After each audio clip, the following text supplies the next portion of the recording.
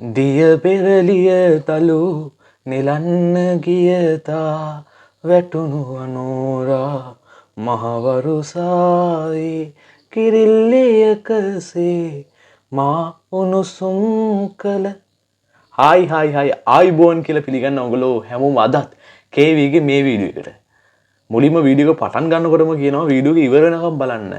ඔයාලගේ data card එකට Wi-Fi එකට කිසිම අසාධාරණයක් වෙන එකක් නැහැ. අද අරන් ආපු ගීතය ළමා ගීතයක්. හැබැයි මේ වර්තමානයේ මේ වගේ ළමා ගීත නම් මට ඇහිලා නැහැ. මට ඇහිලා තියෙන්නේ විකාර ළමා ගීත.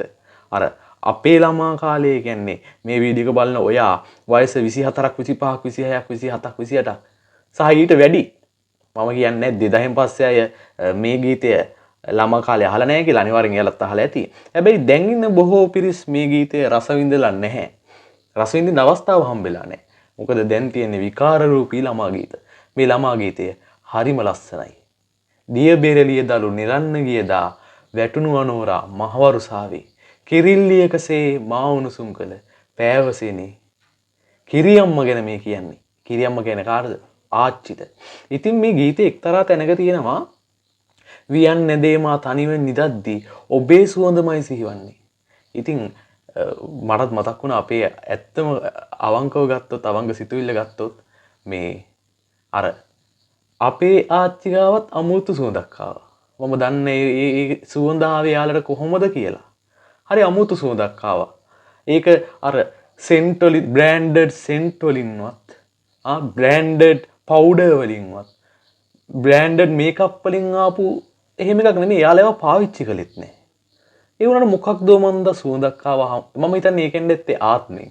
අපේ අම්මට පස්සේ අපිට හම්බුණ ආදරණීය මිනිස්සෙ තමයි ආච්චි කියන්නේ. ඒ තාත්තගේ පැත්තෙන් ආච්චි වෙන්න පුළුවන්. අම්මගේ පැත්තෙන් ආච්චි වෙන්න පුළුවන්. ඒ කොහොම වුණත් ආච්චි කෙනෙක් කියන්නේ අපේ අම්මට නොදෙවෙනි අම්මා කෙනෙක්. ඉතින් මට වාසනාවක් නැහැ. මොකද මගේ ආච්චි මේ වෙනකොට මං ගාව නැහැ. හැබැයි ඕගොල්ලෝ ගාව ඉන්නවනම් ඔයාලටත් ඒ සුවඳ දැනෙන්නේ නැති. මේ ගීතය ගැන අර ගීතේ වචන ගැන අමුතුවෙන් විග්‍රහ කරන්න දෙයක් නැහැ. මොකද ගීතේ අර්ථය වචනවල එහෙම් පිටින්ම තියෙනවා. මං හිතන ඕනම මේ කන ඇහෙන හිතට දැනෙන හැඟීම් තියෙන මොහොතක් මේ ගීතය ඇහුවොත් අර අමාරු වෙන එකක් නැහැ ගීතයේ අර්ථය තේරුම් ගන්න. ඉතින් මේ වීඩියෝ එක බලලා ඉවර වෙච්ච ගමන් ඒ සුවඳ විඳින්න ගිහිල්ලා අහන්න. දිය බෙරළිය දලු නෙලන්න ගියදා. දැම්ම ගිහිල්ලා අහන්න. ඉතින් මේ ඔයාලගේ data card එකේ Wi-Fi එකට කිසිම අසාධාරණයක් වුණේ නැහැ කියලා හිතනවා. මේ channel එක subscribe කරගෙන යන්න.